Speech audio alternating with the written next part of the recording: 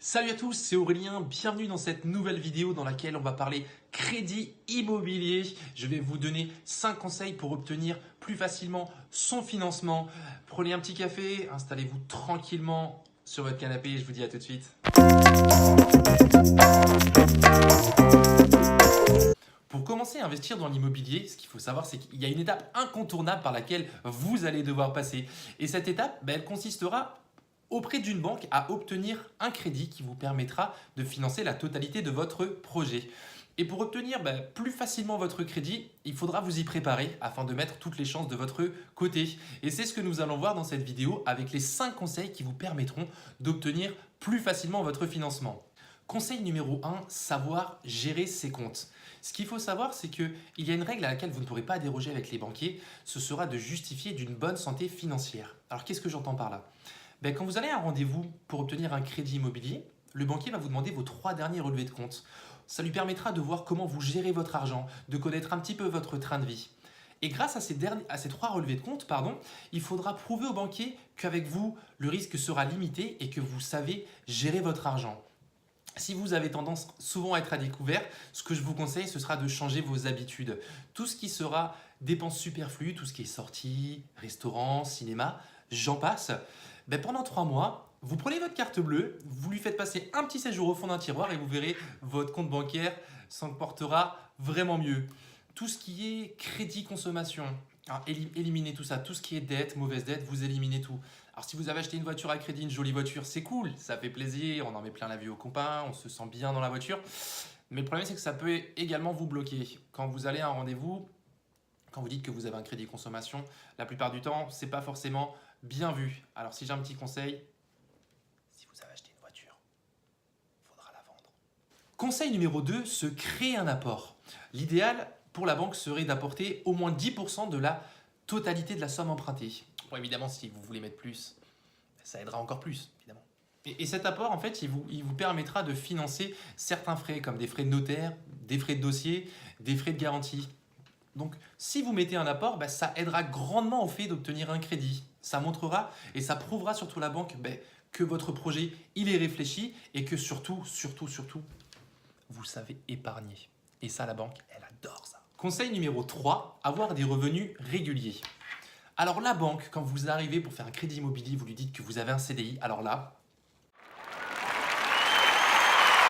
sincèrement, c'est le Graal. On a l'impression qu'en fait, quand vous allez voir un banquier, avec un CDI, le banquier il pense que vous allez rester toute votre vie dans la même boîte et que vous allez y rester jusqu'à la fin de vos jours.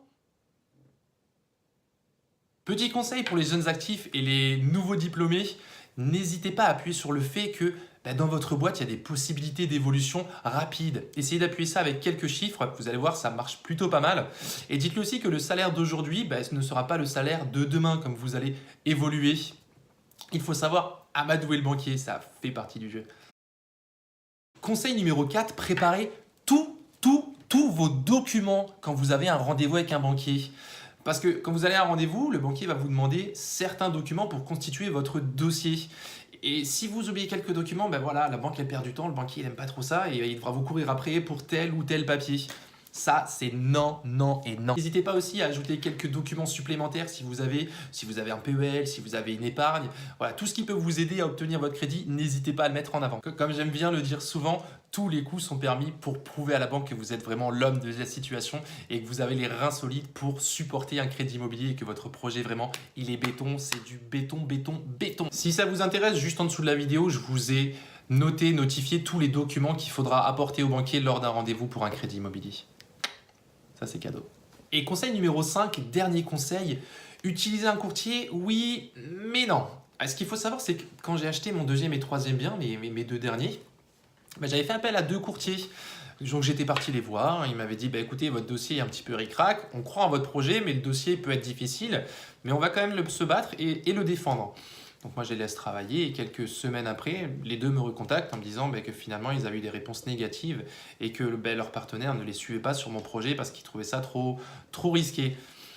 Alors moi tout de suite, je me suis dit mince, les courtiers c'est leur boulot, alors s'ils n'ont pas réussi eux à m'obtenir un financement, ça sent pas bon, je l'aurai jamais. Et finalement, au culot, j'ai quand même pris des rendez-vous dans des banques, j'y suis allé. Et j'ai réussi à obtenir mes 2 financements. Parce que ce qu'il faut savoir, en fait, c'est que l'approche est totalement différente. Quand vous passez par un courtier, pour le courtier, vous êtes un dossier. S'il obtient votre financement, il sera payé. S'il ne l'obtient pas, malheureusement, il ne sera pas payé, il n'aura pas sa commission. Alors, c'est possible qu'il vous délaisse parce que votre dossier est beaucoup plus compliqué, qu'il lui demande beaucoup plus d'énergie qu'un autre dossier beaucoup plus simple à traiter. Mais sincèrement, si j'ai un conseil à vous donner, même si les courtiers vous disent non, qu'ils n'ont rien trouvé, ne baissez pas les bras, n'abandonnez pas, faites comme moi, allez-y et vous allez voir, vous pouvez tomber sur un banquier qui vous fait confiance, qui croit en vous, qui croit en votre projet.